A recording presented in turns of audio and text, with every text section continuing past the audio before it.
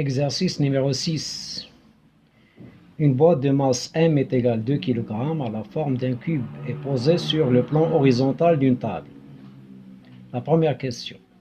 Schématiser la boîte sur le plan horizontal. Donc, exercice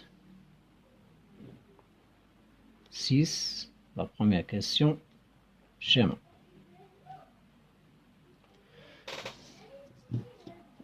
Donc, voilà le plan horizontal.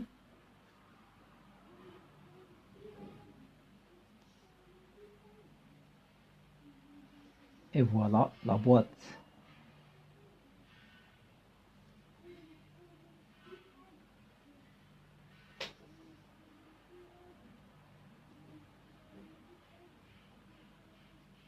Donc la boîte est en équilibre sur le plan horizontal. Voilà son centre de gravité G. La question suivante. Calculer et représenter le poids P de la boîte par un segment fléché de 4 cm. Donc je calcule premièrement l'intensité du poids. Donc la deuxième question. Calcul de P. On sait que, donc toujours, je commence par l'application littéraire. P est égal à M fois G. Puis je passe à l'application numérique. A, N, application numérique. P est égal à M. Donc M est égal à 2 kg. Et G est égal à 10 newtons par kilogramme. Donc je simplifie par kilogramme. Donc P est égal, P est égal à 20 newtons. Et j'encadre le résultat. La deuxième partie de la question, représenter. Donc représentation.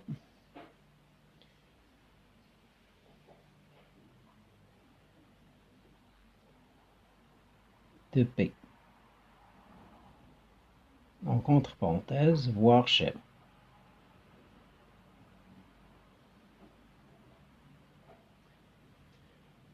Donc je prends la règle et je mesure 4 cm. 1, 2, 3 et 4.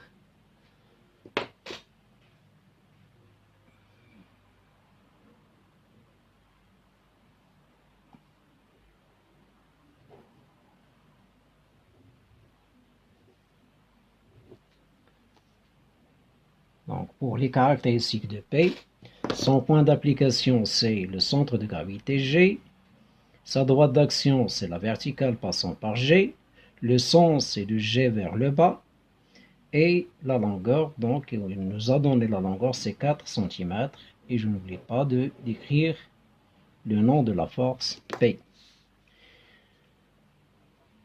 La question B. Quelle est l'échelle qu'on a choisie? Donc l'échelle, donc ici c'est la question A, et c'est la question B. Échelle et donc on a 1 cm pour X et 4 cm pour 20 newtons.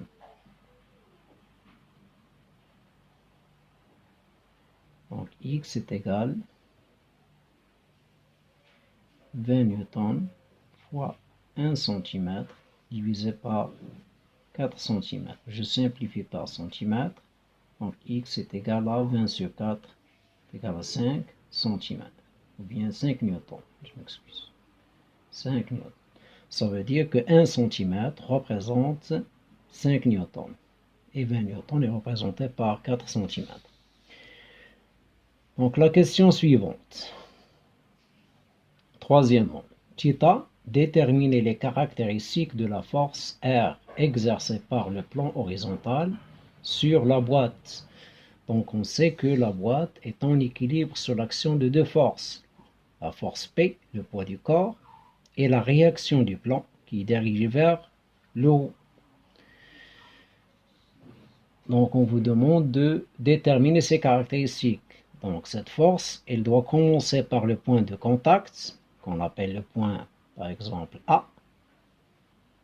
Sa droite d'action, c'est la même droite d'action, c'est la verticale, passant par G et A.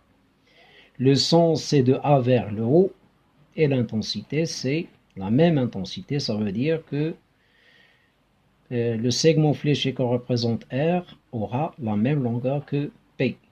Donc θ, troisièmement, θ, les caractéristiques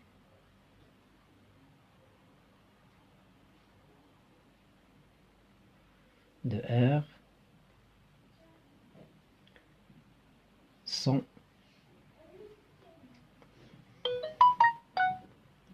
en point d'application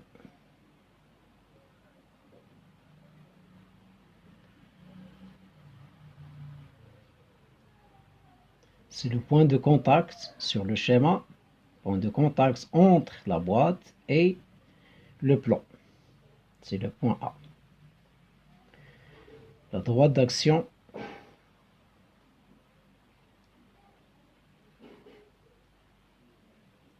c'est la verticale, passant par A. Le sens, donc c'est le contraire de P, donc c'est aller vers le haut.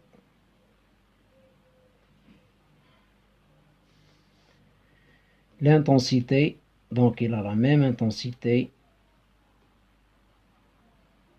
c'est P est égal à R est égal à 20 newtons. La question B, représenter la force R. Donc, pour la représentation de R, je commence par le point A, le point de contact de R. Je mesure 4 cm. 1, 2, 3 et 4. Et je trace la flèche dirigée vers le haut.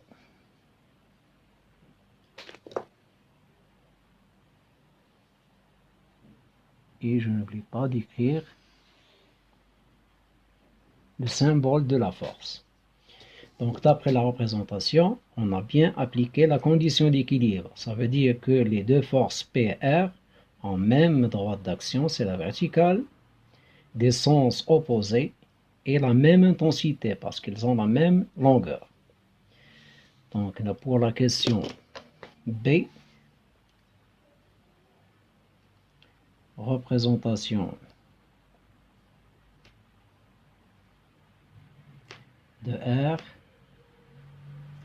entre parenthèses, voire schéma.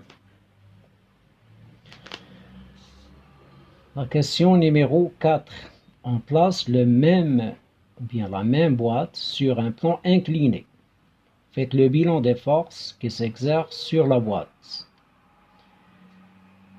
Donc, bilan des forces, 4. A. Bilan des forces.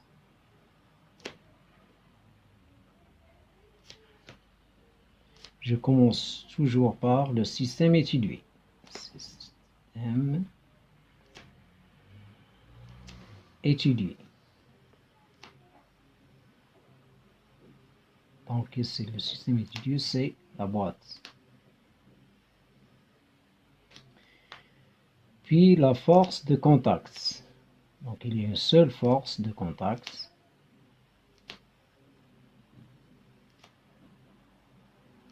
C'est la force exercée par le plomb sur la boîte. Donc action, ou bien force, action du plomb incliné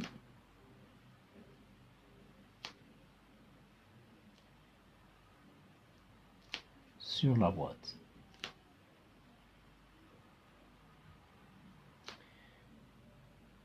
puis la force à distance.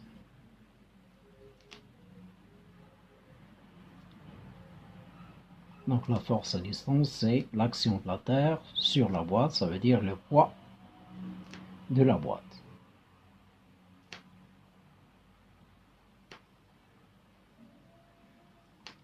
Donc on a le symbole, la force de contact R, la force à distance P.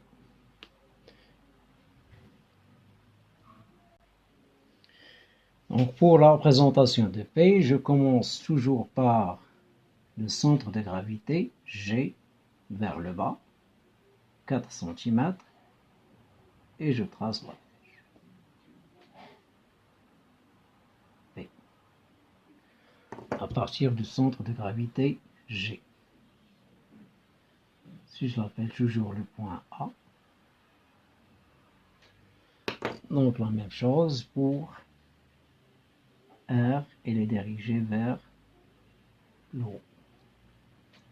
Donc puisque le corps reste toujours en équilibre, donc il y a toujours la condition d'équilibre. Ça veut dire qu'ils ont la même droite d'action, des sens opposés et la même intensité.